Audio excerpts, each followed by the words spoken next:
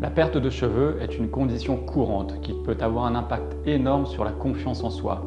Mais avec une greffe de cheveux, vous pouvez obtenir une chevelure plus pleine et plus épaisse. Mais la plupart des patients ne comprennent pas le nombre de greffons nécessaires pour obtenir leurs résultats idéaux.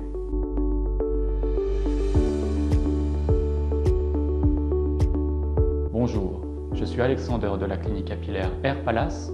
En tant que coordinateur, j'ai accompagné le traitement de plus de 1500 patients au cours des 5 dernières années.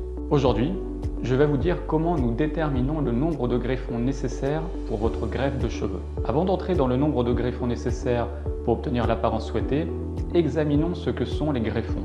Un greffon peut être simplement défini comme une unité folliculaire. Chaque greffon peut contenir plusieurs follicules pileux. En moyenne, un greffon a environ 2 follicules pileux, mais ce nombre peut varier d'un greffon à l'autre. Les gens me demandent souvent de combien de greffons ils ont besoin, ce qui est une question plutôt délicate à répondre. Prenons un exemple pour vous aider à comprendre de quoi je parle. Supposons que vous receviez une greffe de cheveux avec 1000 greffons. Ce nombre ne vous dit presque rien sur la couverture à laquelle vous pouvez vous attendre à la fin.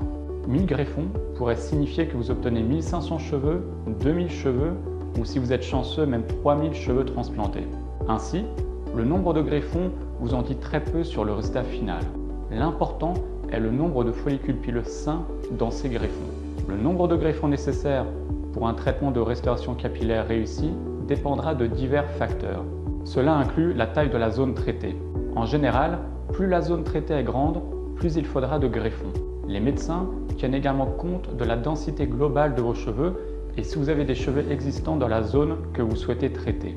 Le nombre de greffons nécessaires peut également dépendre de votre type de cheveux. En règle générale, les personnes aux cheveux plus épais auront besoin de moins de greffons que celles aux cheveux plus fins.